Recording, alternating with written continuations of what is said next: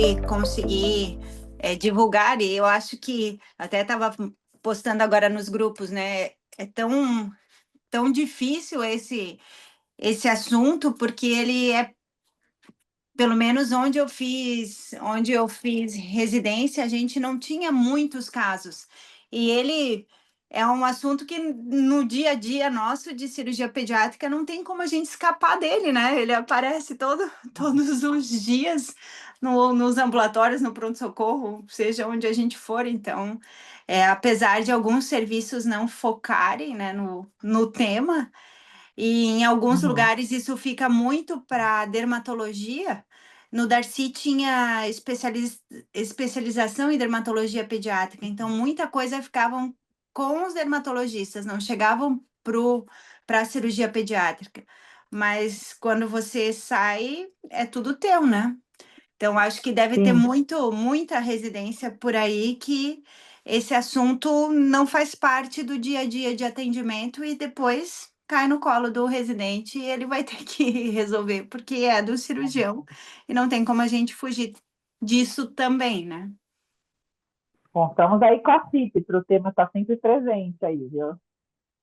Não, com certeza, né? Eu estava vendo com a publicitária da CIP, né, para como divulgar o Carlos, eu achei muito interessante, né? Não, é, a sua área de atuação, Carlos. Conta um É, pouquinho enquanto a gente está esperando o pessoal ah, é, como não, você chegou nesse. sabe que eu, eu trabalho num hospital filantrópico aqui num hospital, e há 20 e tantos anos atrás o hospital veio e me disse, ó, quem sabe a gente faz cirurgias de crianças, a gente opera hérnias de crianças, coisas assim, de forma gratuita para a comunidade. E eu, na hora, como eu vinha de um serviço que fazia fissura lá palatina, eu disse: não, não, não, só um pouquinho. O que a cidade precisa, o que Caxias do Sul precisa é um centro de fissura lá palatina. E aí eu comecei a me interessar pela fissura lá palatina. A gente montou um centro, eu montei um centro chama Proface, e aí, a partir disso, e eu também já tinha muita queda pelas anomalias vasculares. Só que é como tu dizes, anomalia vascular é um tema muito difícil. Muito difícil mesmo, Muito. sabe? Não, tu tem que estar sempre up to date, tu tem que estar sempre, né? Mas, e aí essa coisa da fissura lapalatina, das cirurgias de face, acabou me consolidando também nas anomalias vasculares. Mas aqui em Caxias nós somos 5 cirurgiões. Aqui em Caxias não, eu estou em Paraty hoje, mas todo mundo faz, todo mundo, anomalias vasculares todo mundo faz, né? Mas é um tema que eu adoro, sou fã da Karine, de carteirinha, uh, né? A Meu gente, amigo, ele é meu amigo, não conta. não, não, não, troco nada, né? Eu incomodo muito ela com os casos, peço para ela avaliar meus casos, muitos pacientes, mas é um tema que, nossa, e é um tema que às vezes consome a gente. Bom, tu vai falar, né? Vou começar aí, vou falar do tema. Ô, Eu, Carlos, onde você fez a formação de cirurgia pediátrica? eu fiz na PUC de Porto Alegre. Eu fui residente da Elinês Maciel, sabe? Ah, eu fui residente de cirurgia geral e depois cirurgia pediátrica na PUC em Porto Alegre. Eu sou de Porto Alegre, e aí quando eu terminei a residência, apareceu uma vaga para trabalhar na Serra Gaúcha, né? Caxias, ali a uns 70 quilômetros de Gramado e Canela. E aí eu fui para a Serra e tô lá esse tempo todo, esses 30 anos todos que eu tô E, trabalhando e, lá na Serra. na sua residência de cirurgia pediátrica, vocês já operavam a fissura? Era da pediátrica? Sim, a fissura e a anomalia vascular era da pediátrica. Como isso depende das pessoas, né? A gente tinha um preceptor, Paulo Sérgio Gonçalves da Silva, tem um preceptor que adorava isso, que fez o treinamento dele em fissura lapalatina. Então, foi passando para a gente. Muitos residentes não seguiram, muitos residentes. Acho que de toda a história da residência da PUC, 3 residentes, eu e mais 2, seguimos. Na verdade, não são 3, são 2 residentes, eu e outro residente que seguimos, a grande maioria não se interessa pela fissura lapalatina, né? E nem pelas anomalias vasculares também. Mas é como tu dissesse, é, isso brota no consultório, são muitas consultas, são muitos Sim. pacientes, né? E, e acho super importante porque hoje a gente vê o pessoal manejar de forma errada, dar propranolol para todo mundo, seja o que seja, né? Sim. Mas É o nosso flerte constante com a cirurgia plástica, né, Gandara? sim, Eu ofereço o tempo sim, todo com a cirurgia plástica. Eu e o Gandara, a gente é bem parecido, assim, nas nossas predileções, assim. Eu faço é, autoplastia também, eu gosto muito de cirurgia plástica, eu gosto de fissura, não sei, não faço fissura, mas se eu tivesse essa formação, é. com certeza me interessaria. A gente gosta muito dessa área também. E Já você, te falei, se e se a você, Karine Karine, fizer como que uma chegou nisso? Na... Você sabe que me perguntam isso e eu não sei essa resposta? Eu sei que eu até estava vendo isso, né?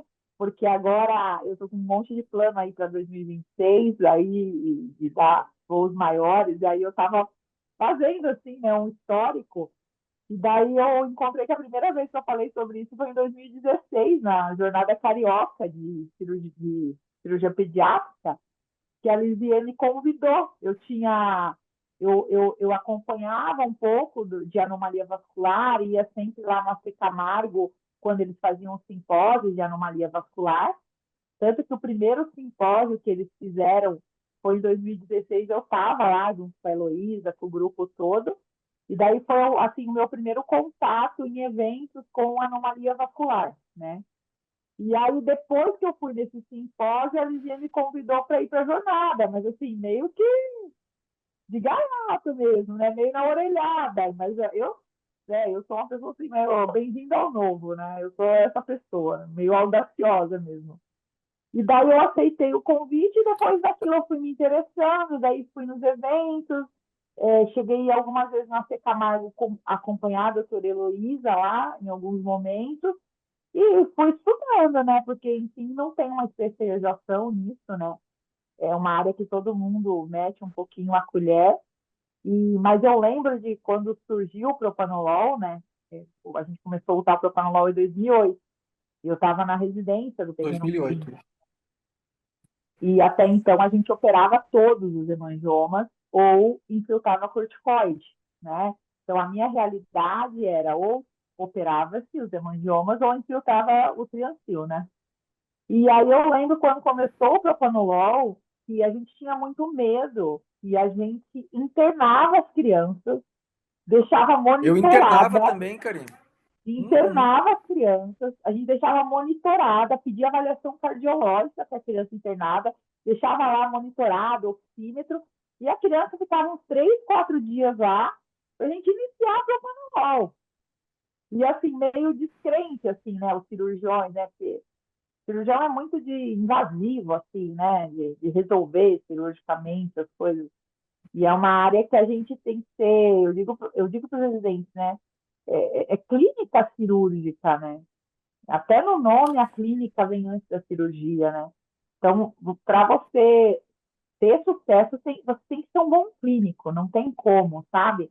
Porque você tem que saber quando indicar, tem coisas que não vão ter indicação cirúrgica, e o que a gente vê hoje da literatura é uma tendência a você ser o menos invasivo possível, sempre, né? Então, eu não sei essa resposta, mas eu sei que comecei e eu fui indo, daí me especializo cada vez mais, aí vou nos eventos internacionais, participo, e aí acabou que o meu nicho hoje é isso, né? Nem antes de eu estar aqui, eu atendi 6 pacientes, atendo muita teleconsulta, atendo adulto nessa área, Eu também. então, meus pacientes são todos de fora. Então, eu atendi 6 pacientes hoje, 5 são de fora, era só um que era de Curitiba.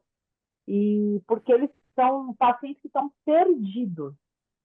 Eles estão perdidos, sabe? Hoje eu atendi uma mulher de 50 anos, de Ponta Grossa, que daí eles ligam para perguntar se eu atendo tudo. Ela falou, doutora, eu vim aqui, eu tenho uma hemangioma no meu rosto. Aí eu falei assim, não, você não tem um hemangioma, tem uma malformação capilar ou mancha vindo do corpo. Ela, não, eu tenho um hemangioma, doutora, eu tenho 50 anos, faz 50 anos que eu escuto que eu tenho um hemangioma. Eu falei, pois é, então levou 50 anos para você descobrir o diagnóstico correto do que você tem. Então, é esse tipo Karime, de coisa que a gente vive. E agora ele está com uma Karime e uma Karine, né? Vamos começar, então? Vamos Vamos, lá. não sei, Karime, tu quer testar? Eu não sei se é só pra mim, o som dela tá meio abafado. tá meio... Eu tô no fone, eu não sei Talvez se eu porque, faço no eu fone não ou sei se tiro. Karine tá igual pra ti abafado. Tá um Deixa eu pouco, ver. mas não muito. Tira pra gente Tá, ver, ok. Karine. Tá, peraí um Ó, pouquinho. Peraí. Mas agora deixa eu ver aqui onde que eu vou.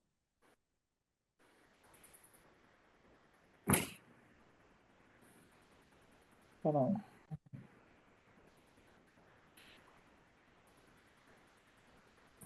Compartilhar som do computador. Peraí. Eu vou ter que interromper o compartilhamento aqui para mudar. Não, mas dá pra entender, tá um pouco abafado só, Aqui, mas dá ó. pra entender. Saída integrada.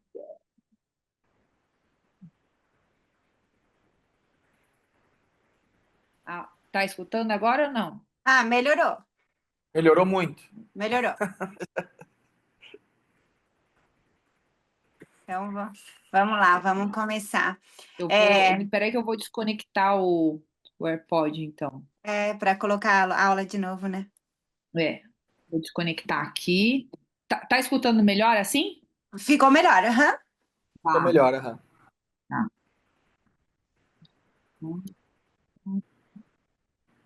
Karime, eu vou confessar que a gente acaba fazendo isso, né?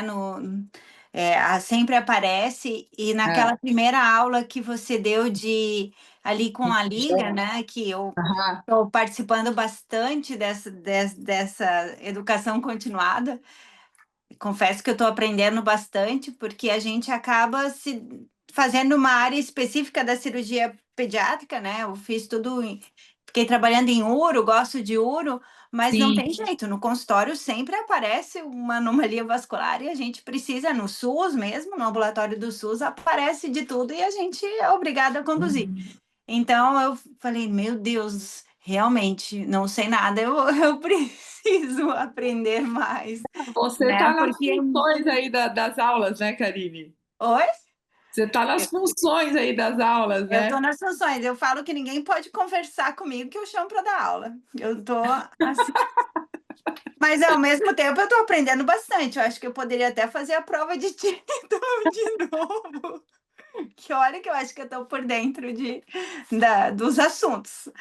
Ai, mas Ah, é bem interessante. Daí, quando a gente começa a participar desse mundo, né, revisando tudo e vendo tudo, se fala, meu Deus, né?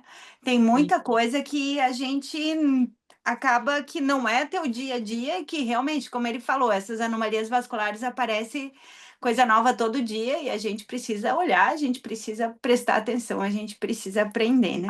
E assim, eu tento, porque assim, o pessoal, eu fui dar aula em BH agora em agosto, né, num congresso de dermato, e a minha aula era de tratamento farmacológico de malformação vascular complexa.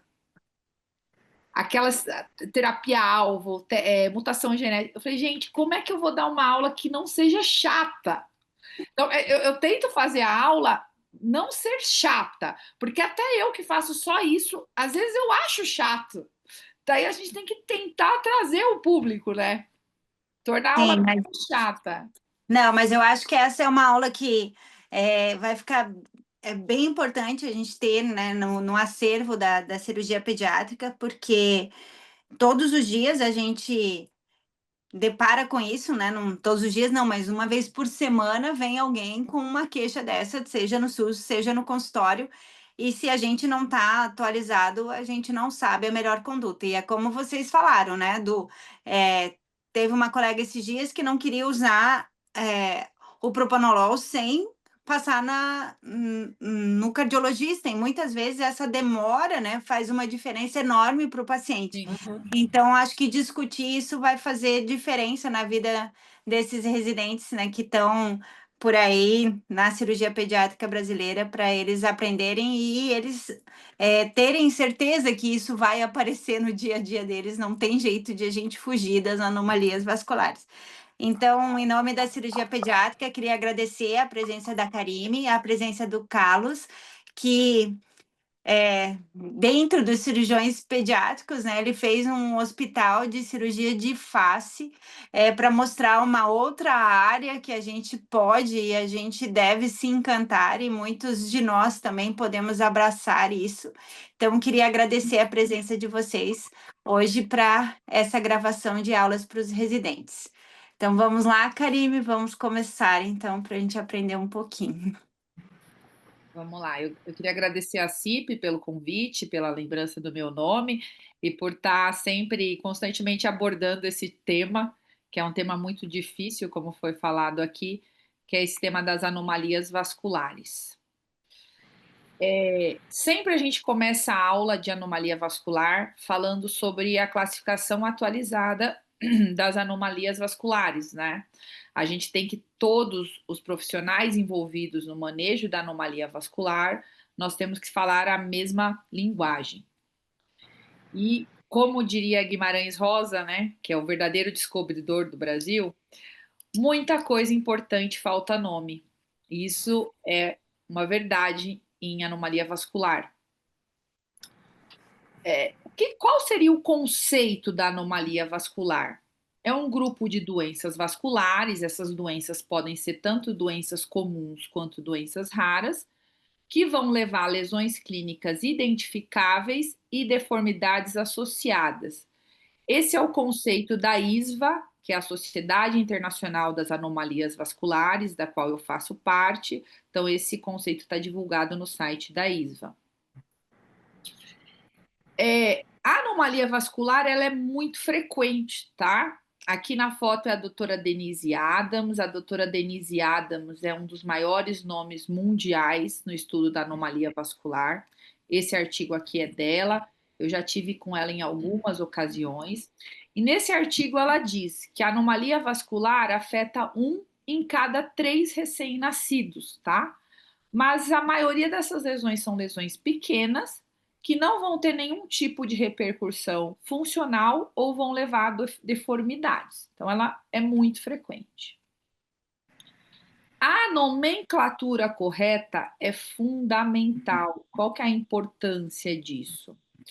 Só para vocês terem uma noção, aqui nós estamos falando de literatura médica, tá?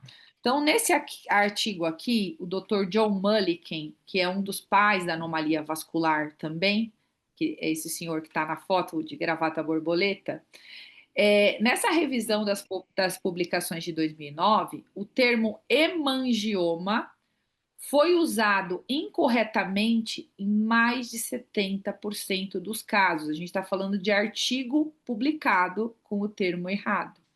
E isso levou a um tratamento incorreto em mais de 20% dos casos. Eu brinco com as mães assim, sabe igual quando você leva o seu filho no pediatra e o pediatra fala para você que ele está com uma virose? Quando chega uma criança no consultório com uma lesão vermelha, uma lesão rosa, uma lesão azul, uma lesão vinho, o médico chama de hemangioma. Tudo é hemangioma.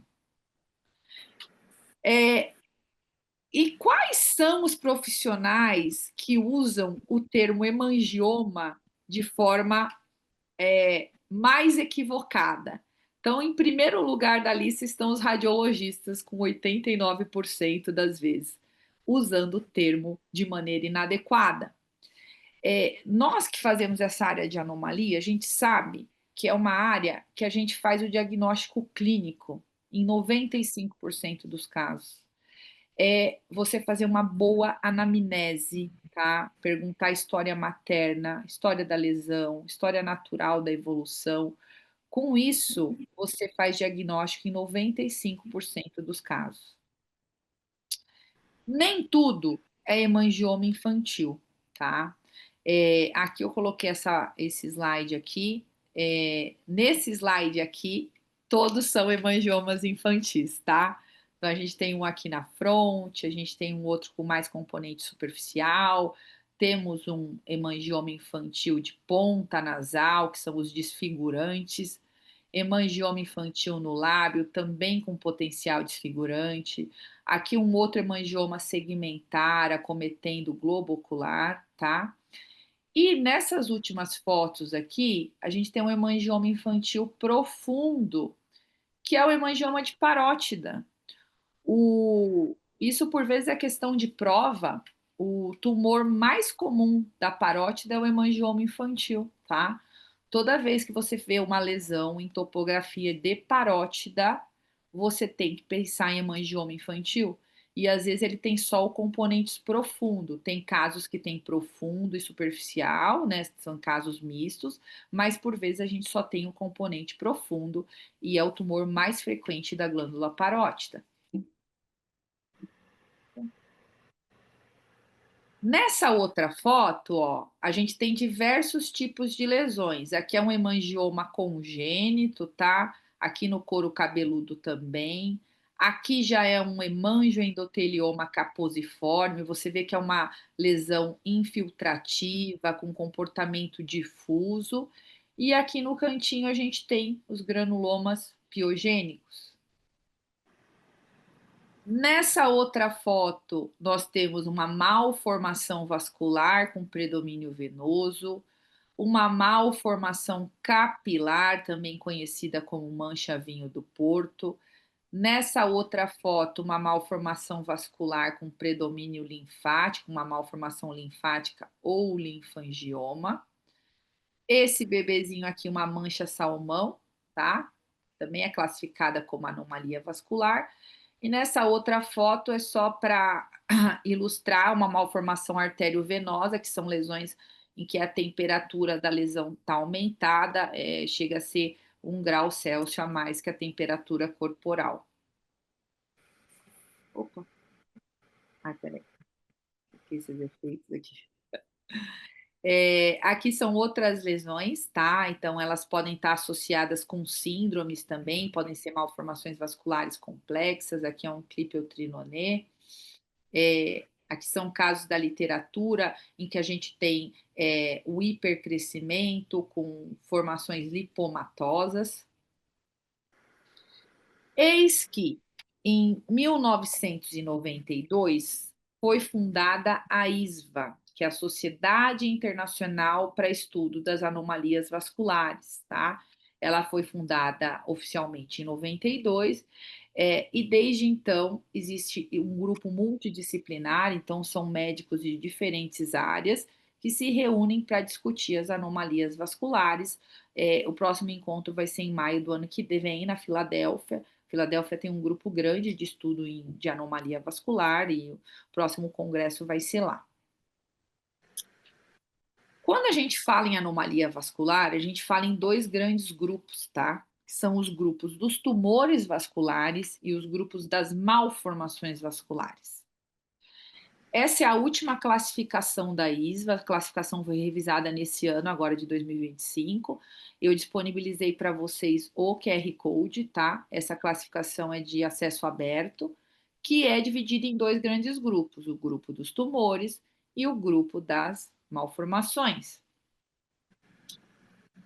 Essa classificação da ISVA, tá? Ela foi baseada num artigo do Pediatrics de 2015, que uma das autoras é a doutora Denise Adams, tá? Então, a classificação foi baseada neste artigo aqui, ele também é de acesso aberto, muito das fotos que eu vou mostrar na minha aula é desse artigo, e para quem quer estudar o tema, é um bom começo começar lendo este artigo, que eu disponibilizei aqui o QR Code. Então, eu vou começar falando do carro-chefe dos tumores vasculares benignos, que é o hemangioma infantil. O hemangioma infantil, por que a gente deve falar de hemangioma infantil, estudar, né, divulgar? Ele é o tumor mais comum da infância. A incidência gira em torno de 5%, mas tem artigos que falam em torno de 10% a incidência do hemangioma infantil. Ele é muito mais comum na menina, tá? Existem alguns fatores de riscos muito bem estabelecidos. Um fator importante é o baixo peso ao nascer. Então, aquelas crianças PIG, o peso ao nascer é um fator de risco para hemangioma infantil. As crianças prematuras e as gestações com eclâmpsia. Na verdade, esse é um dado recente da literatura, qual é a causa do hemangioma infantil. Então, o que se sabe hoje? Qualquer episódio que essa gestante teve que levou à hipóxia desse bebê, pode ter sido uma hipóxia pontual. Se esse bebê teve hipóxia na gestação, existe um fator de risco para hemangioma infantil, tá? Então, eclâmpsia, distúrbios placentários, sangramentos, qualquer situação que pode submeter esse bebê à hipóxia, tá? Em geral, são lesões únicas e a localização mais frequente, né, quando a gente fala de anomalias em geral, é na face, né? E região cervical também. Essa foto eu fui avaliar um bebê na UTI NEL, prematurinho, e ele tinha esse hemangioma aqui, aí eu tirei a foto. E como que a gente faz o diagnóstico de hemangioma infantil? Pela história clínica, tá? A história clínica do hemangioma infantil, ela é clássica, tá? Quando a criança nasce, em geral, não existe lesão, tá? Então, você pega aquelas fotos da maternidade, a gente não tem lesão ao nascer. Ou a gente pode ter uma lesão precursora, tá? Nessa foto aqui, vocês veem que tem uma manchinha meio rosada, como se fosse um sinalzinho. Isso aqui é uma lesão precursora. Isso aqui é uma mancha vascular. Ela pode ser também mais esbranquiçada, quando a gente chama de mancha anêmica. E essa lesão vai crescer muito nos primeiros meses de vida e vai atingir grandes proporções, como na foto aqui, tá?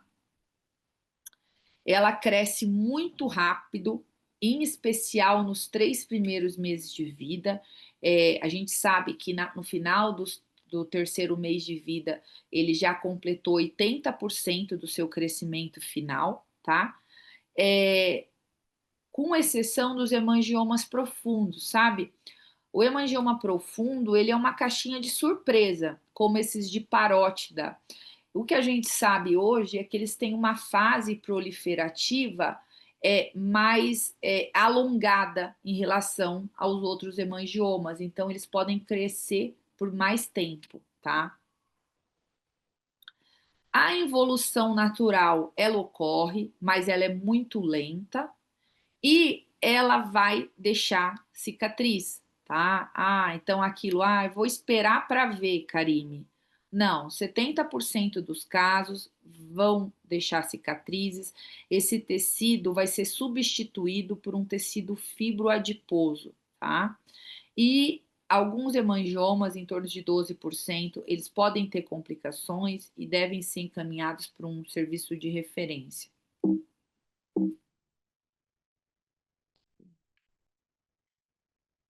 Como eu disse para vocês, a involução natural é muito lenta. Essa é uma paciente minha que ela me procurou e ela é da era pré-propanolol, né? Então, olha só que interessante. Quando ela nasceu, ele tinha esse hemangioma aqui, né? Na região ali da glabela. Olha como ele foi substituído por um tecido fibroadiposo. Então, agora o que incomoda ela é a lesão. E qual que é a complicação mais frequente? A ulceração. Até 1/4 dos hemangiomas pode ulcerar. E quando que isso acontece mais? Quanto maior for o hemangioma, é mais fácil dele ulcerar. Nas regiões de prega, né, nas regiões de artrito, é mais fácil disso acontecer. Nos segmentários, que tem muito componente superficial, também é mais fácil de acontecer. E aí vem assim, é só um hemangioma. Não, não é só um hemangioma. Essa daqui é uma outra paciente minha, que ela fez uma ulceração aqui no couro cabeludo. Isso daqui, depois de instalado, Olha, é um trabalho para isso cicatrizar. Então, a gente lança a mão de curativos especiais, tá? E eu queria falar um pouquinho sobre o laser, tá? Então, eu trabalho com o laser de baixa potência, que é o de luz vermelha e infravermelha, tá? E nesses casos complicados, que a gente tem ulceração, ele ajuda na cicatrização, na reparação tecidual. Então, nesses casos complicados, tem indicação de fazer o laser de baixa potência para cicatrizar e para analgesia. Aqui é um outro caso, tá? Uma paciente que chegou para mim com uma lesão na região aqui cervical. Veja, a lesão ulcerada, com sangramento frequente. A gente também teve que tratar com laser e curativos. E agora é o aspecto atual da lesão, tá? Após o tratamento. Quando que a gente deve encaminhar um hemangioma? Quando a gente deve se preocupar? Complicações que ameaçam a vida, tá? Alterações funcionais e ulceração, lesões desfigurantes, por exemplo, as de linha média de face, ponta nasal, lábios, são lesões que a gente tem que se preocupar, ou com alteração funcional, por exemplo, os hemangiomas de pálpebra, que podem ter prejuízo na acuidade visual, e quando eles estão associados com outras síndromes, como faces, lumbar, devem ser encaminhados. Essa figura aqui é da classificação, tá? Ilustrando uma síndrome de Faces com a fenda external, um hemangioma segmentar, e na imunistoquímica ele é positivo para GLUT1, tá? O hemangioma infantil ele tem essa característica, na imunistoquímica ele é positivo para o GLUT1. O GLUT1 ele está presente nas células endoteliais do hemangioma infantil. O hemangioma infantil ainda ele pode ser classificado de acordo com a sua distribuição, sendo a maior parte deles focais, localizados, em geral é uma lesão única, e de acordo com a profundidade. Aqui a gente tem o hemangioma localizado em face, aqui seriam várias lesões, hemangiomas multifocais, e aqui um hemangioma segmentar. E podem ser classificados ainda de acordo com a profundidade. O mais comum é que eles tenham um componente misto, tá? Então, aqui seria apenas um componente superficial, aqui um hemangioma profundo de parótida, e em geral eles são mistos, eles têm um componente superficial e profundo, a maioria das lesões. Então, na maior parte das vezes, é uma lesão única e com componente misto. Saindo um pouquinho do hemangioma infantil, mas ainda dentro dos tumores vasculares, a gente tem os hemangiomas congênitos, tá? Eles são muito mais raros que o hemangioma infantil e eles têm um comportamento totalmente diferente do hemangioma infantil, tá? Como que funciona o hemangioma congênito? Esse daqui é um gráfico muito, muito bacana, que você vê aqui o seguinte. Aqui nós temos o hemangioma infantil. Qual que é a história natural dele? Ele não está presente ao nascimento. Ele tem um crescimento muito rápido nos primeiros meses de vida, que é a fase proliferativa, para depois ele entrar na fase involutiva ao longo dos anos. Já nos hemangiomas congênitos, como que é esse comportamento? É uma lesão já presente no período pré-natal, então essa lesão já é formada no pré-natal, tá? Ao nascimento, essa lesão atinge o ápice do seu crescimento. Então, ao nascimento, a gente já tem a presença do hemangioma congênito. Quando ele for um hemangioma congênito rapidamente involutivo, em geral, essa lesão some até mais ou menos 18 meses de vida, sem nenhum tipo de tratamento, somente com observação ativa. Eu vou mostrar um caso aqui, que é um caso muito bonito que eu tenho, de um hemangioma congênito. Olha, então, com 24 semanas, a gestante fez ultrassom, já mostrava uma tumoração na região de face. Então, você veja que com 24 semanas já tinha lesão. Ao nascimento, a lesão estava presente. Eu fiz a hipótese diagnóstica de hemangioma congênito e só fiz observação ativa com consultas. E esse é o aspecto final, ao longo de 2 anos, somente com observação ativa. Por quê? Porque eu fiz o diagnóstico correto da lesão. O que acontece? Como essa lesão desaparece muito rápido, no que ela diminui, no que ela evolui, nós podemos ter uma trombocitopenia transitória e uma coagulopatia de consumo. Nada muito importante, mas se a gente coletar exame, ela vai estar presente, tá? Já nos não evolutivos, ele não regride, tá? Então, aqui é uma lesão na mama, que desde o nascimento ela tá do mesmo tamanho, então aqui a gente tem que ir para outras opções terapêuticas. Ainda dentro dos tumores vasculares benignos, nós temos o granuloma piogênico, e esse é da prática do cirurgião pediátrico, né? É uma lesão muito comum, em geral, em face, mas pode ter em couro cabeludo também, em geral de origem traumática. E aqui a conduta é a ressecção cirúrgica, né? É uma lesão que sangra muito, por vezes assusta os pais, eles vão bem preocupados no consultório, e a conduta é sempre a exérese. Ainda dentro dos tumores vasculares, a gente tem os tumores vasculares borderline, que a gente diz ali, localmente agressivos, limítrofes, que seriam quais? O angioma em tufo e o caposiforme. O que os autores acreditam? Eles acreditam que o angioma em tufo e o caposiforme, eles são um espectro de uma mesma doença, tá? Sendo que o angioma em tufo é mais bonzinho e o caposiforme já é mais agressivo, tá? Se a gente fizer imunistoquímica, eles têm positividade para tecido linfático, então eles são D240 positivo e são GLUT1 negativo, lembrando que o GLUT1 só é positivo no hemangioma infantil, tá? Quase nunca a gente precisa de biópsia, você viu que o diagnóstico é clínico, tá? Então, é só um dado mesmo de literatura aí, a questão da imunistoquímica. E nessas lesões que são o angioma e tupio caposiforme, a gente pode ter um fenômeno que a gente chama de Casabas-Merry, que tem uma morbimortalidade elevada. Então, esse bebê cursa com trombocitopenia, consumo de fatores de coagulação, uma morbidade bastante elevada, tá? Aqui seria a foto do angioma em tufo e aqui a foto do caposiforme. Então, em geral, ele aparece no período neonatal, tá? Uma lesão que acomete, em geral, membros e tem esse aspecto infiltrativo. Quando a gente faz os exames, essa criança está plaquetopênica, quando associado com Casabas-Merry, e uma plaquetopenia acentuada, abaixo de 30.000, tá? Importante não transfundir plaquetas, a transfusão de plaqueta piora o prognóstico dessa criança, tá? Piora a evolução dessa criança. Ela ativa mais o consumo de fatores de coagulação e piora o prognóstico.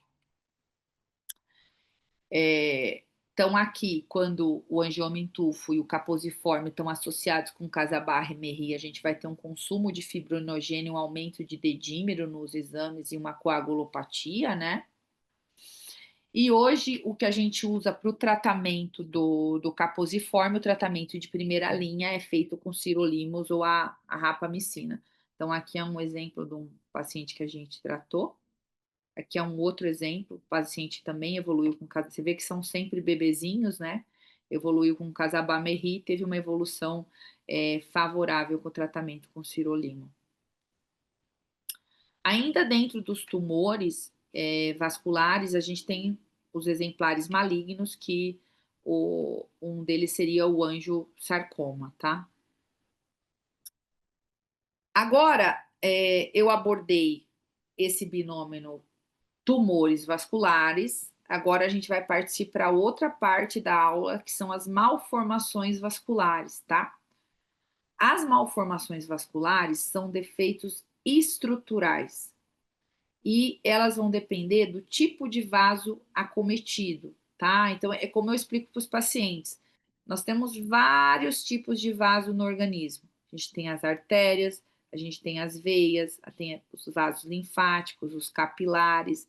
Então, existe um defeitinho estrutural que já estava presente lá no pré-natal, lá na angiogênese, e acomete um tipo de vaso específico, tá? E pode acometer mais de um tipo de vaso também, ela pode ser combinada. Esse gráfico aqui também é interessante, disponibilizei o QR Code aqui também, que ele mostra a evolução do hemangioma infantil em comparação com as malformações vasculares, né? Então, no hemangioma infantil, ausência de lesão ao nascimento, crescimento importante no primeiro ano de vida e depois uma fase involutiva ao longo dos anos. Já nas malformações vasculares, é o que eu comentei com vocês, existe um defeito na angiogênese, lá no pré-natal. Então, esse defeito estrutural já ocorreu aqui nessa fase.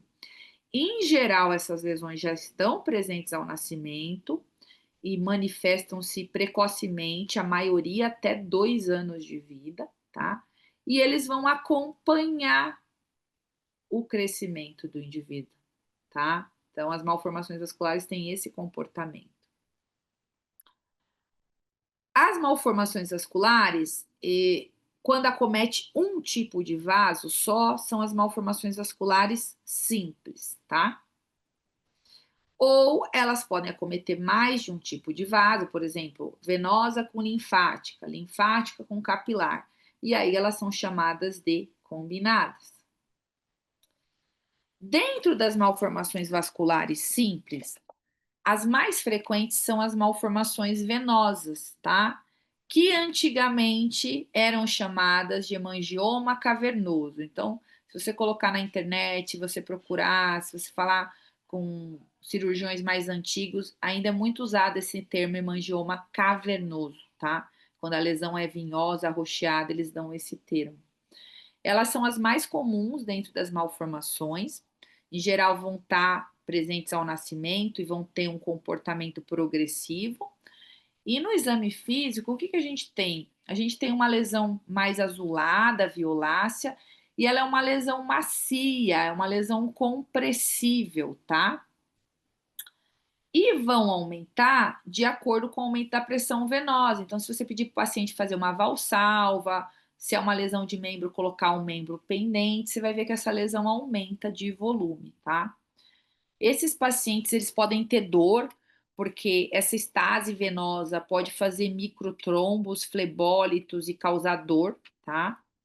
E elas podem ser difusas, é muito comum as malformações venosas infiltrarem o tecido muscular também, elas serem profundas, tá?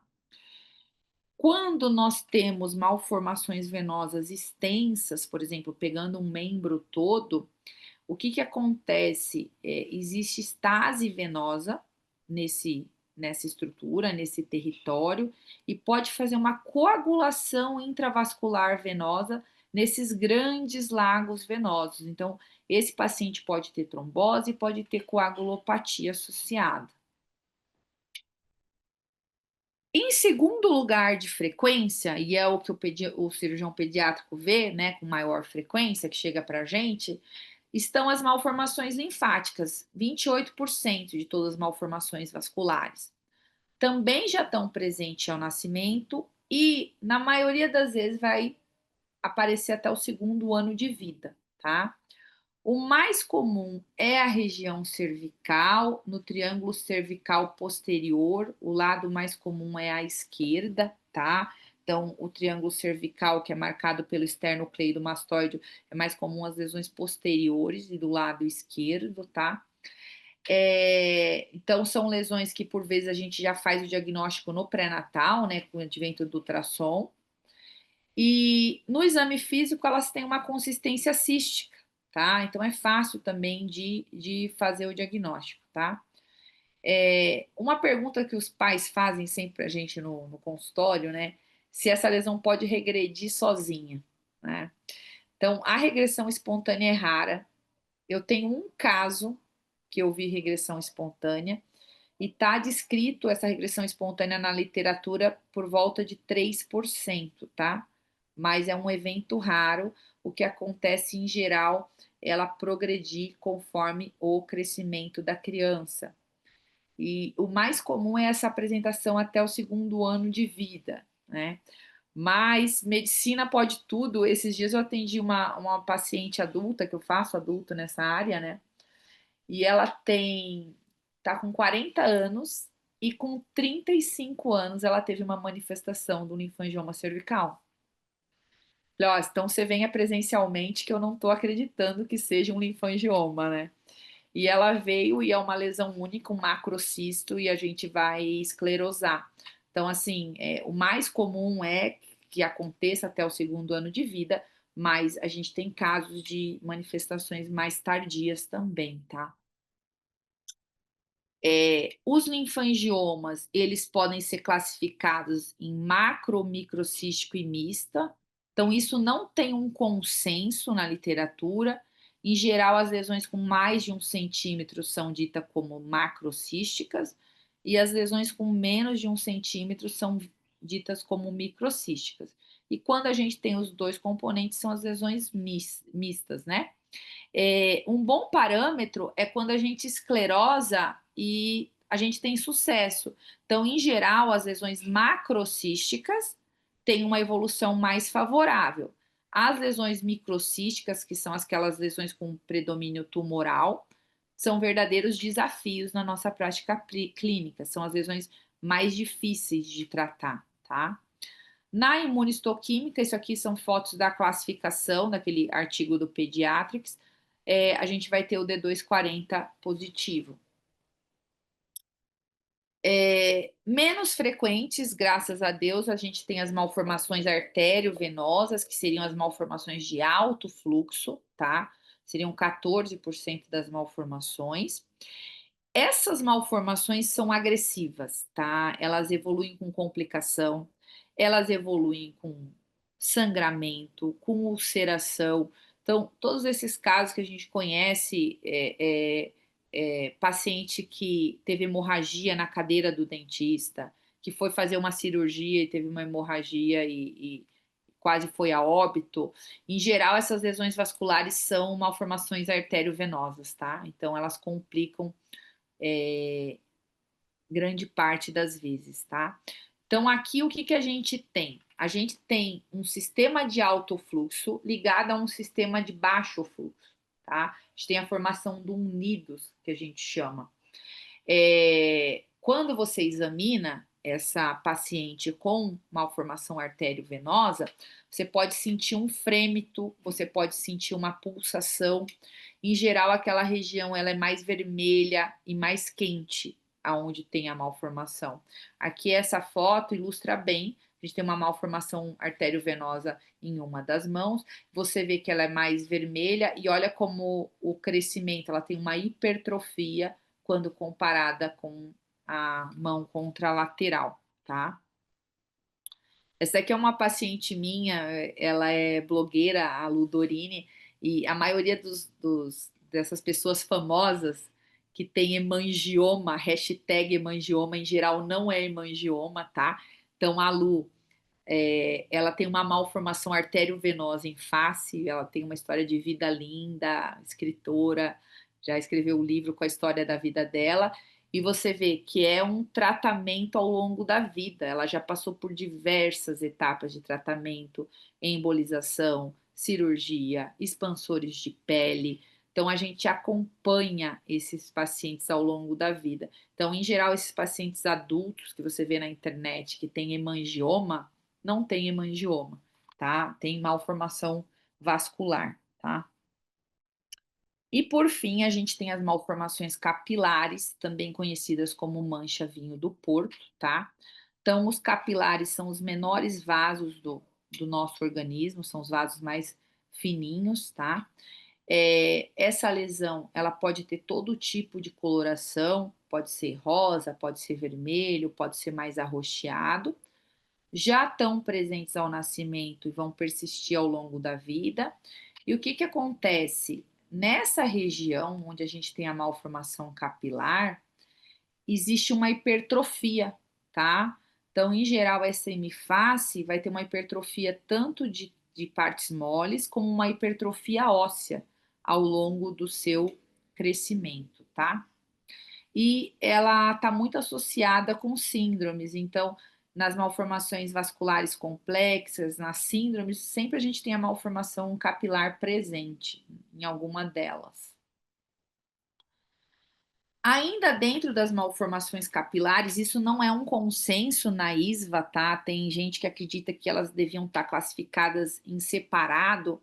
Nós temos as manchas salmão. Por quê? Porque ela tem um comportamento totalmente diferente da malformação capilar. Apesar dela estar presente no nascimento, ela é muito frequente. Então, o pessoal da dermatopediatria fez um trabalho aqui que mostrou que de cada 2 RNs, um tem mancha salmão. Então, ela é muito frequente, tá? Em geral, ela recebe vários tipos de denominações. Então, aqui é o beijo do anjo, tá? Quando é aqui na glabela, a bicada da cegonha. É muito comum na região da pálpebra também, da pálpebra superior. Elas estão presentes ao nascimento e elas vão desaparecer conforme a criança cresce. Então, até 4, 5 anos de idade, a tendência é desaparecer. Então, ela tem um comportamento diferente da malformação capilar, por isso que alguns advogam que ela não deveria estar classificada dentro das capilares.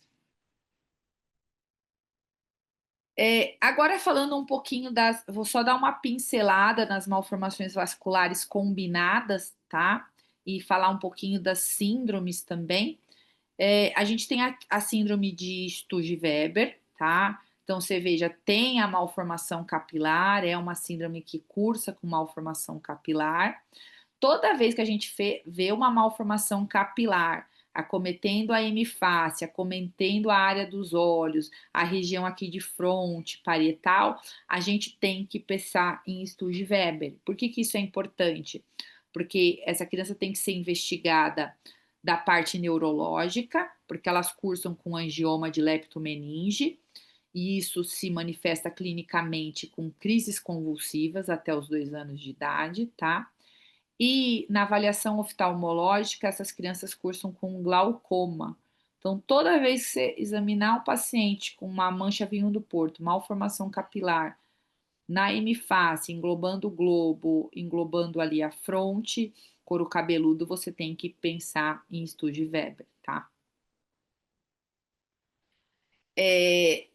Aqui eu coloquei a classificação antiga lá de 2014, 2015, que eu particularmente prefiro, tá? Eu prefiro essa que a atualizada, por quê?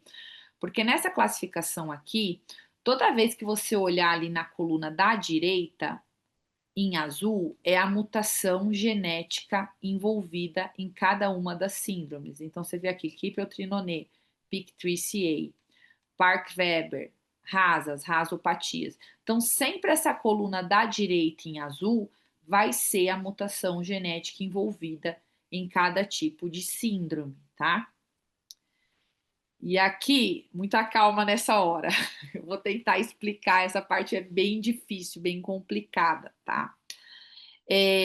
Aqui, quando a gente fala de malformações vasculares complexas, malformações vasculares associadas a anomalias e síndromes, nós temos 2 grandes grupos, tá?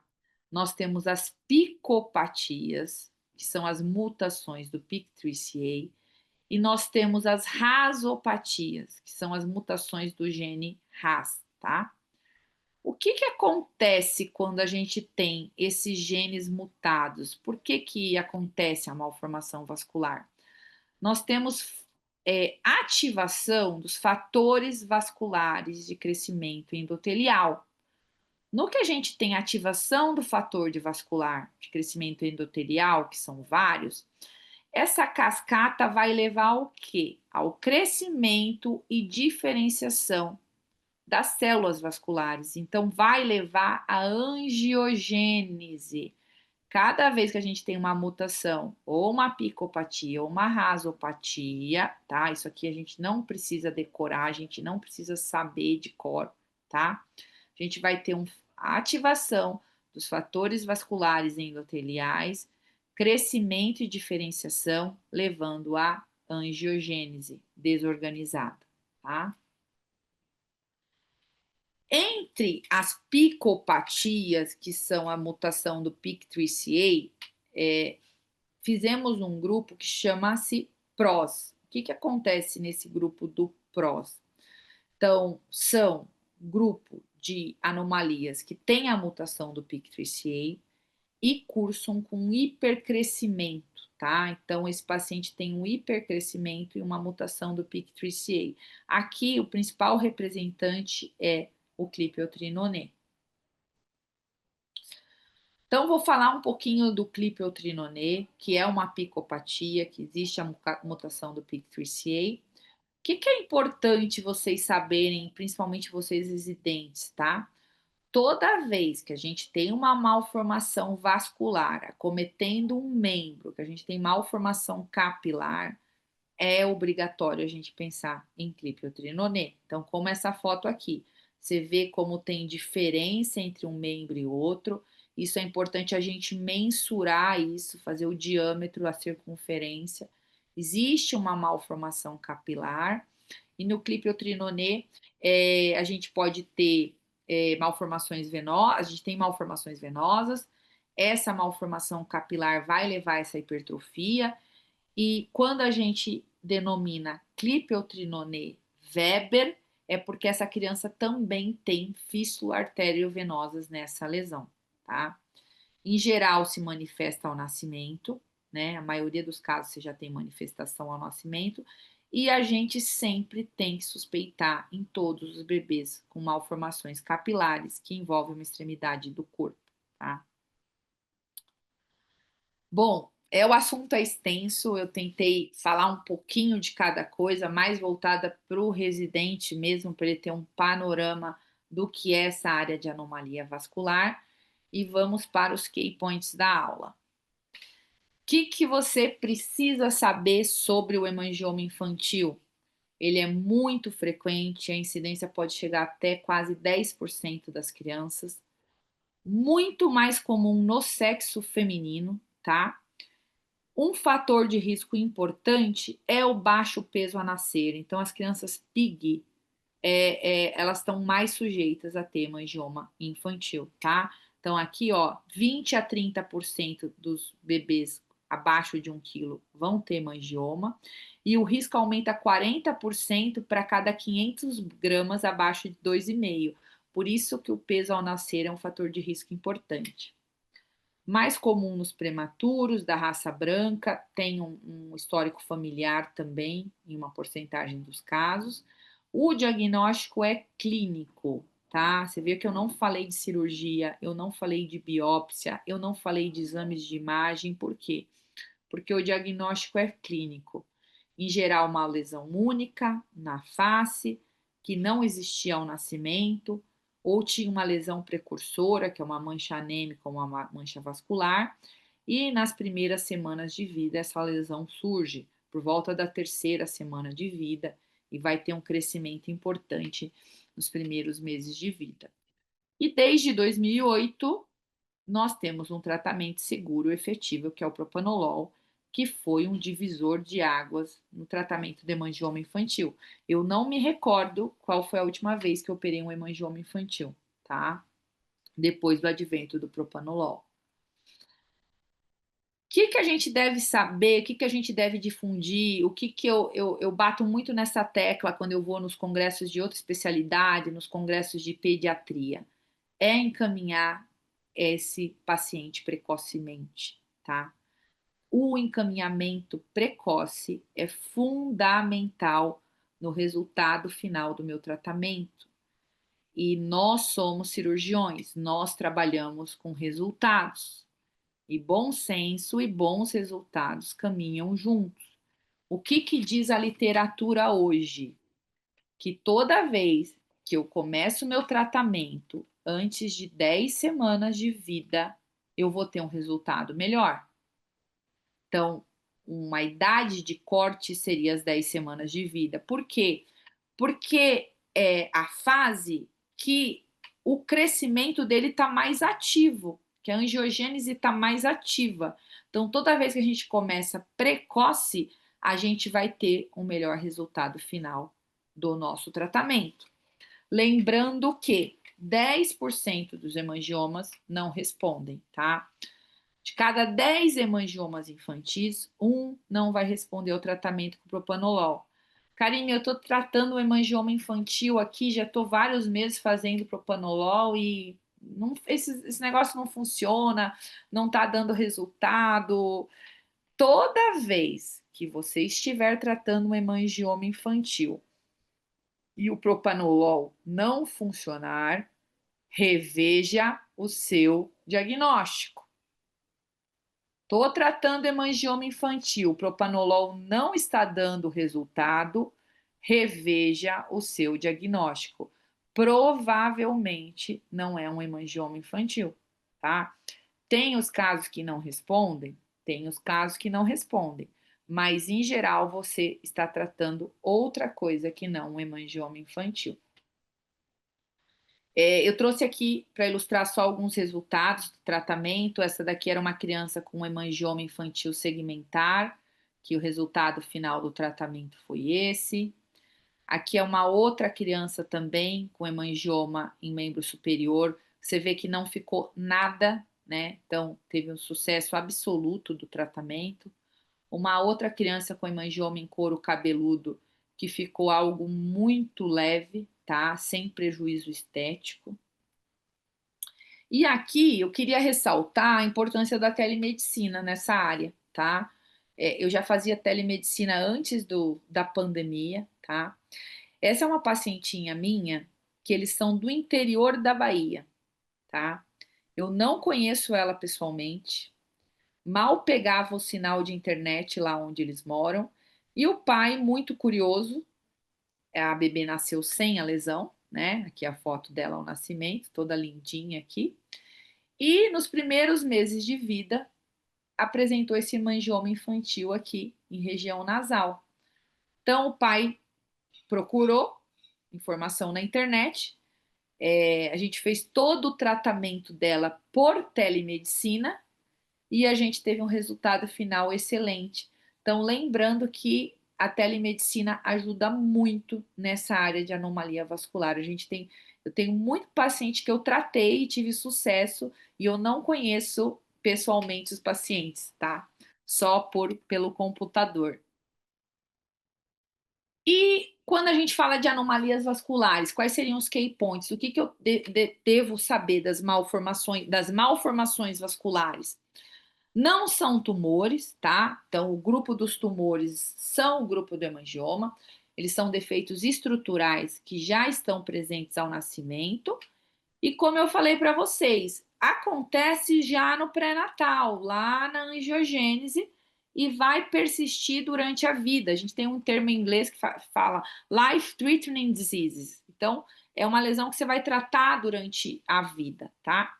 Vão ser classificadas de acordo com o tipo de vaso acometido. Mais comuns são as venosas, seguidas das linfáticas. E elas podem ser simples ou podem ser combinadas quando é mais de um tipo de vaso. Pode estar associada à síndrome e às outras anomalias. Temos um grupo importante, que é o grupo das picopatias da mutação do PIK3CA, que são as lesões PROS, que a gente tem um hipercrescimento, um overgrow spectrum, que a gente chama. E o tratamento é individual, de acordo com cada tipo de anomalia, né? Sendo que algumas delas vão ter comportamentos infiltrativos, lesões anatomicamente muito difíceis, em localizações complexas e até com acometimento neurológico, tá? Antigamente, o tratamento preconizado era a cirurgia, então eram cirurgias deformantes que levavam esses pacientes a sequela. Eu tenho bastante paciente que foi operado de lesões em face, com paralisia facial. Então, hoje, a tendência atual, quando a gente fala de anomalia vascular, de malformação vascular, é um tratamento menos invasivo, tá? É a gente evitar cirurgias, evitar deformidades, evitar que o fruto da cirurgia seja pior que a lesão em si, tá? Então, existem diferentes tipos de lesão vascular, e existe tratamento específico para cada uma delas, e a classificação e diagnóstico correto é a peça-chave na condução e no tratamento adequado do seu paciente. Vou deixar aqui meu contato, meu e-mail, os sites, e para vocês entrarem em contato e se surgir alguma dúvida. E vou terminar com Guimarães Rosa novamente, que a vida quer da gente é coragem, né? Então ela aperta, afrouxa e a gente tem que seguir corajoso. Obrigada, Karine, foi maravilhoso. Carlos?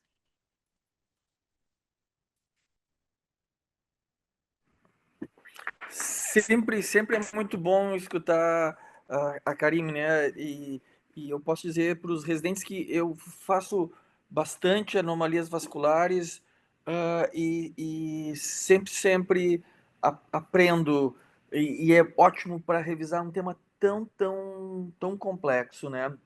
A, a, a Karine, ela foi derrubando as minhas perguntas. Eu estava aqui anotando no telefone as perguntas, ela foi derrubando uma depois da outra, né?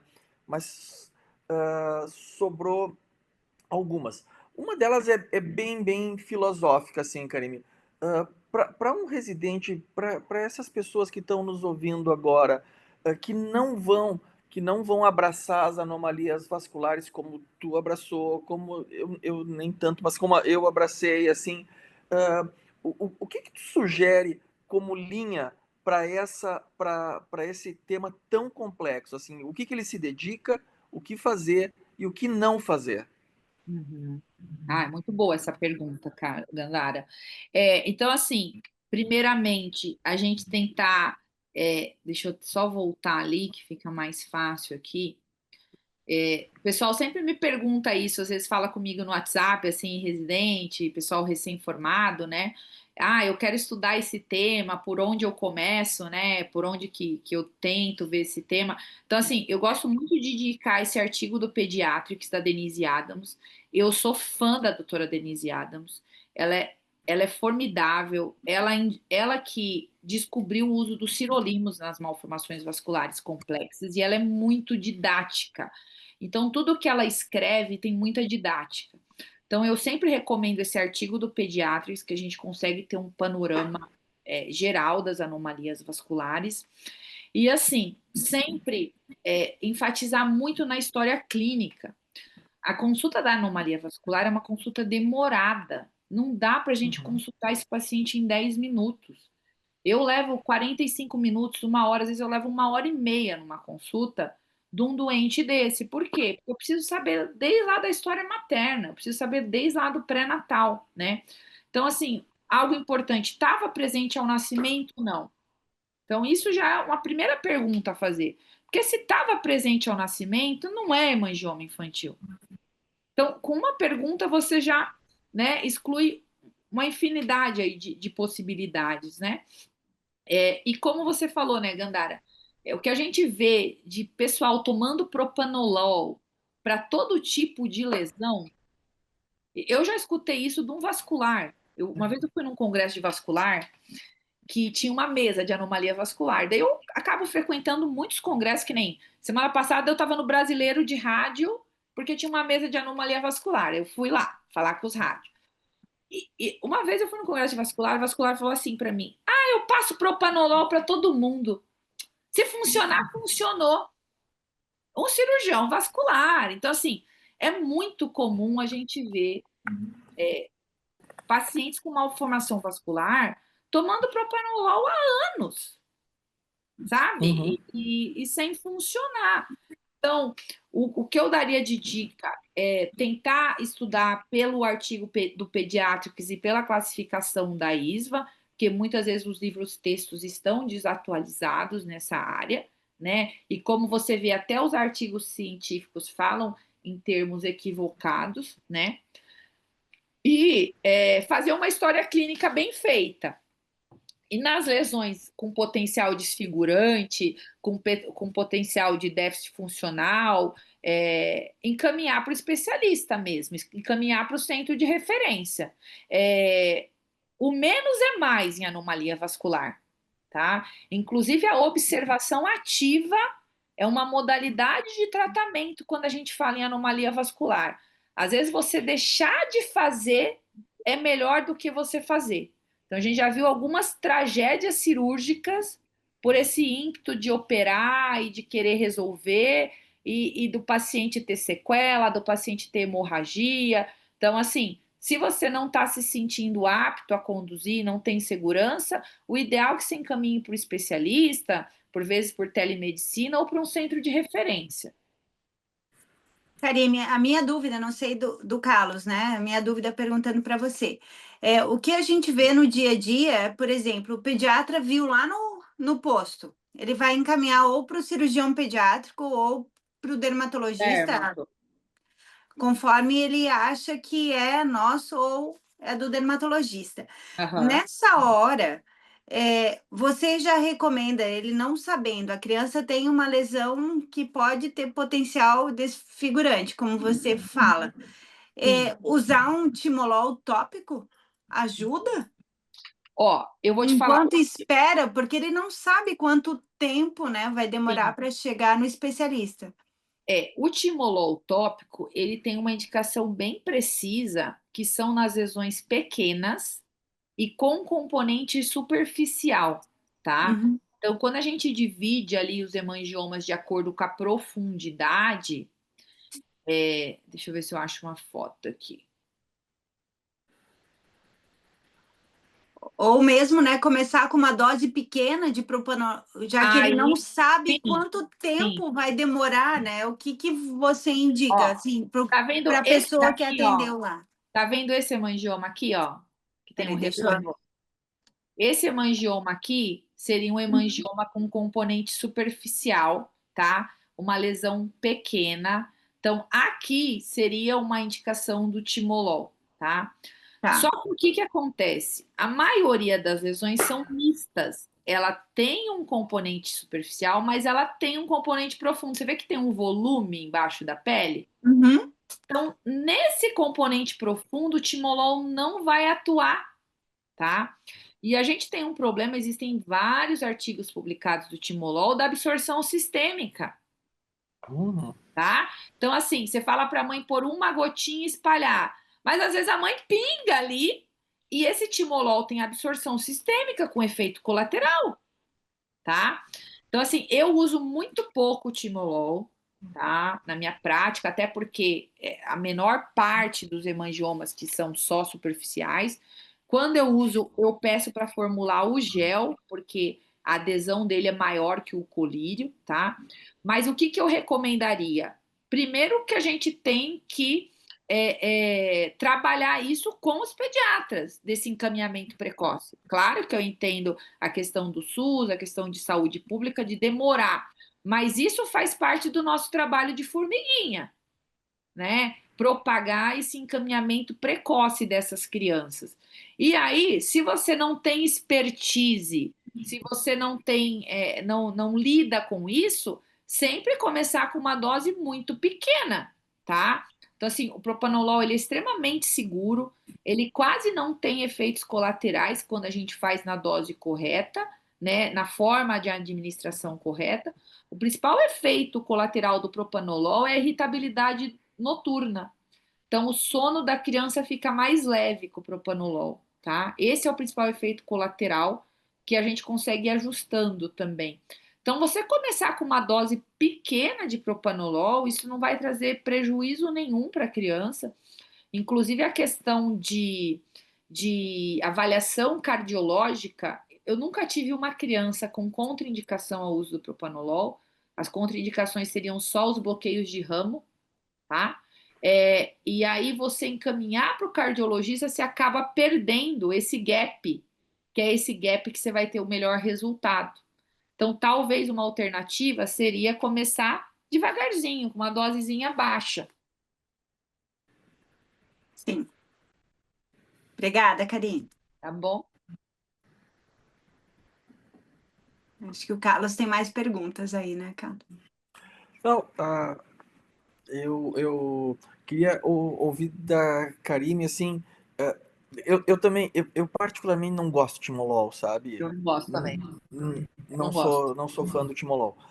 Acho que funciona pouco, eu concordo que não é porque é passado que é sem efeitos colaterais, né? Mas eu queria, como é que tu define, assim, qual lesão de hemangioma infantil tu vais tratar e qual tu vai acompanhar? Sim. Essa é uma pergunta muito boa, né? As lesões de face eu trato todas, tá, Gandara? A lesão Tá. que é o mais comum em face eu trato todas. As de couro cabeludo também, porque elas estão mais sujeitas à ulceração. Mas uma lesão como essa aqui, ó, né? Então, você vê que é uma lesão pequena no membro, e aí vai depender muito também da idade que chega essa criança para você. Então, por exemplo, se essa criança aqui da imagem é uma criança que já está com uns 4, 5 meses, será que você precisa tratar? Uhum. Por quê? Porque já ocorreu o pico de crescimento da lesão. Agora, se chega cedo para mim e ainda vai ocorrer esse pico de crescimento, eu sempre trato. Mas, tratando com quem tem expertise de fazer isso, você vê que é muito seguro, tá? E às vezes some por completo a lesão. E Uhum. não fica nem um sinalzinho. Então, a minha tendência é pensar assim: se fosse a minha filha, eu trataria? Se a minha resposta é sim, eu trato. Se fosse com a minha filha, eu sempre faço essa pergunta. Se fosse com a minha filha, eu trataria? Trataria. Então eu indico o tratamento. Mas lesões pequenas, lesões que já tiveram o seu pico de crescimento, lesões que não causam problemas estéticos, você pode pensar em tratar ou não. Sim, eu concordo. Concordo plenamente. Realmente. Realmente, tem lesões que a criança não ganha nada em tratar e Sim, é propranolol 2 vezes ao dia por muito tempo, né? sim. Por muito tempo. Muito bem. Eu tô aqui aprendendo também, né, Karine? E Tá, você tá aí, é, ó. a Tá quase fazendo apresentação prova de título de do novo. propranolol. No posto, a gente tem comprimido aqui de distribuição. Como você manda e como você confia nisso, né? Sim. Nessa apresentação.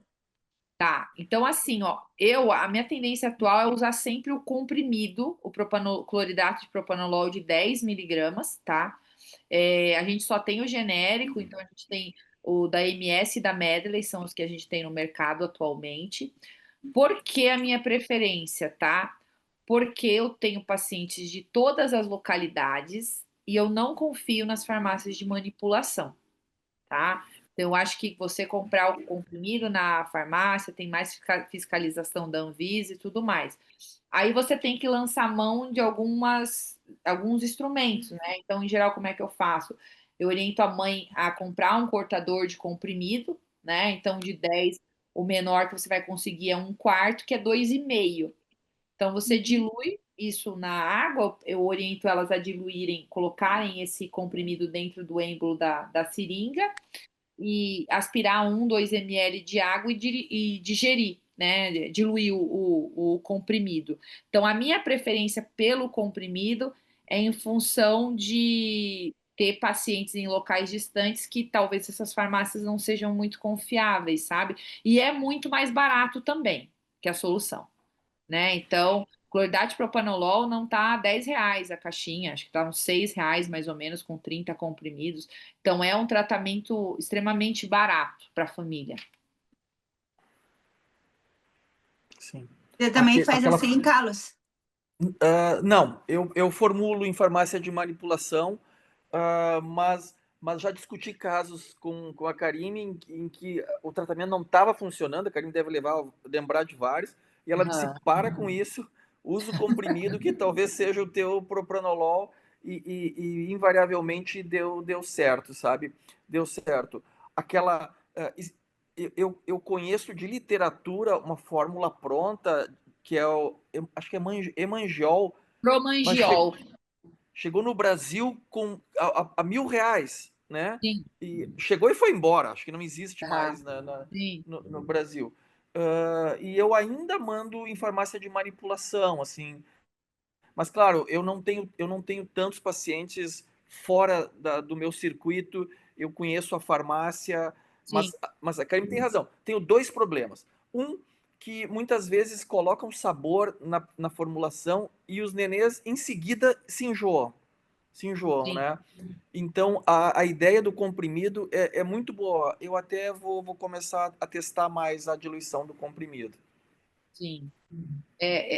Teve essa fórmula, o Promangiol, né, que era o Emangiol, uma solução da indústria farmacêutica. Até eu tô com um paciente que eu tô fazendo o propanolol comprimido e a mãe tá com uma adesão assim, meia boca, né? Daí Uhum, ela vai para os Estados Unidos e ela falou para mim, eu vou trazer. Eu falei, traga então. Se você conseguir comprar, traga. Você quer gastar o dinheiro, gaste, né?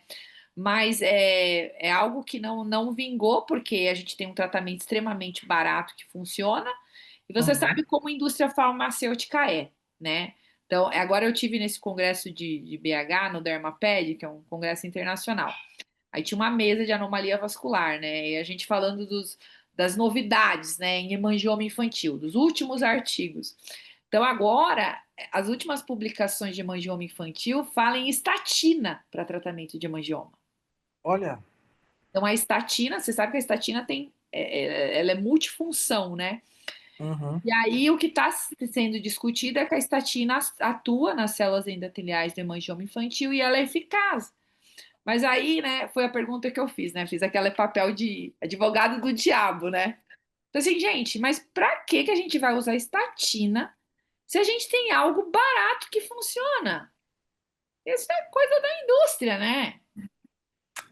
gente, quando eu aprendi a tratar hemangiomas, a coisa mais leve eram 3 meses de corticoide, depois era interferon, depois era quimioterapia. As O crianças propranolol, o cuxingoides, todo mundo propranolol é uma Sim, benção, ele deve ser respeitado sim. Não, o propranolol é um divisor de águas, assim, no é, tratamento do angioma infantil, sabe? É muito, muito. O que eu tenho de problema aqui em Curitiba, assim, é que aqui por conta do clima e quando são bebês lactentes e fazem muita bronquiolite, ficam muito gripados, resfriados, aí às vezes fazem resgate com aerolim, e aí tem bebê que às vezes eu tenho que trocar pro atenolol por conta disso, né? Que aqui daí também. beta-bloqueador sim, aqui seletivo. também. Então, eu sempre prefiro, eu tento até o limite o propanolol, assim, sabe? Eu sou avessa a trocar pelo atenolol. Eu diminuo dose, eu ajusto horário, mas tem bebê que você vê que não dá, a gente tem que acabar trocando pelo beta-bloqueador seletivo. Uhum. É, e essa semana passada eu tive uma notícia muito boa, que a primeira menina que eu tratei de propranolol, ela tinha um hemangioma infantil muito parecido com o bebê do artigo, sabe? Do artigo francês Ah, aquele. do Muito, artigo muito francês. parecido. Essa menina, ela respondeu de forma maravilhosa e ela agora está fazendo medicina, querida. Então ela Ah, veio no consultório para me dizer que está fazendo medicina e que veio agradecer e tudo. Então, a primeira mocinha, Isadora, veio agradecer. Ela deve ter agora uns 18 anos de idade, coisa assim.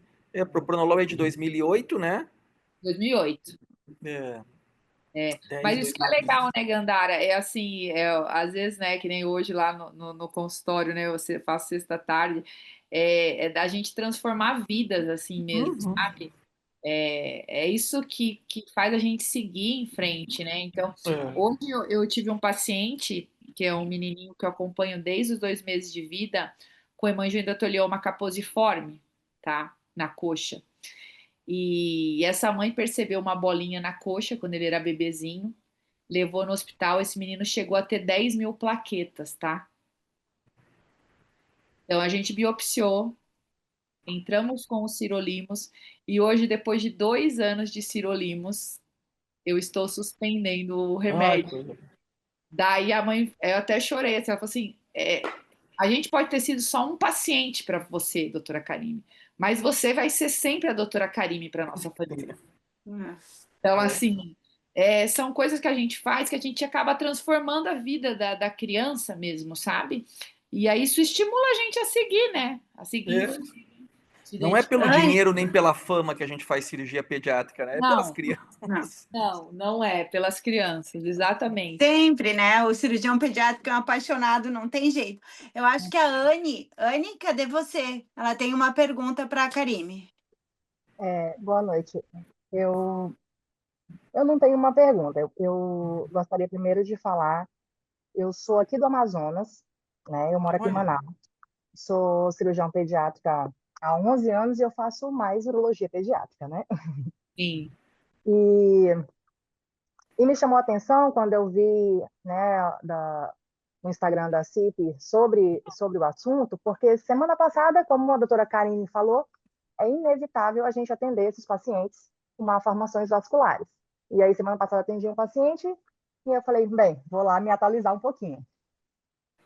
Então, o que eu queria dizer é agradecer, na verdade, muito tanto a doutora Karine, quanto a doutora Karine, que faz esse serviço, porque atualiza muito a gente. Porque, óbvio, que eu vou rever meu diagnóstico, né?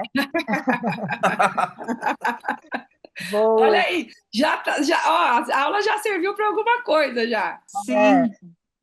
Eu comecei propanolol para a minha paciente e vou rever meu diagnóstico, com certeza.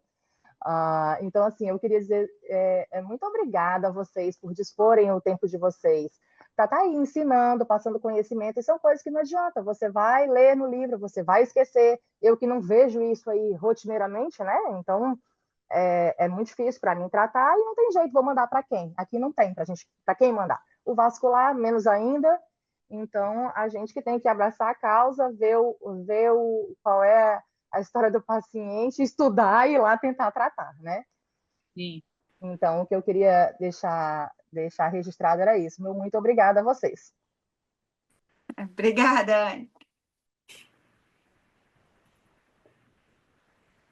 Daí, Karime, eu acho que você precisa ir, né? Eu preciso, o pessoal tá batendo aqui. Então tá, eu acho que, Carlos, você quer dar um encerramento aí? Não, mandar um grande abraço para todos os residentes que estão assistindo. Que legal falar com vocês. Agradecer a Karime pela belíssima aula e elogiar a CIP, né? Que virada de chave, né, Karime? Que virada de chave. Sim. Eu queria agradecer a CIP também pelo convite, a Karine aí pela disponibilidade. Eu tô aqui, viu? Sou parceira, já segunda. Eu sou a chata que fica chamando todo mundo dos assuntos que eu acho que é importante para dar aula para a gente aprender. Eu acho muito produtivo, né? E eu sempre gostei muito do contato com o residente também, né? Eu acho que a gente tem que dar o nosso melhor em cada pequena coisa que a gente faz, sabe? É isso que eu falo sempre para eles. Faça o seu melhor em cada pequena coisa que você fizer, né? É só assim, o sucesso vai ser inevitável. É só você se dedicar mesmo. Obrigada. Obrigada pela disponibilidade sexta-noite. Eu acho que a gente tem que falar com a nossa publicidade que sexta-noite ninguém merece. Não, à noite não dá, né? Mas tudo bem, faz parte, vai ficar gravado lá. Quem não ficou hoje, a gente disponibiliza lá no YouTube da CIP. E eu acho que a gente vai aprender muito e vai beneficiar muitas crianças, então, com a aula de vocês. Obrigada. Um abraço, boa noite, bom final de semana. Abraço, Karine. Abraço, Gandara. Tchau, tchau. Obrigada.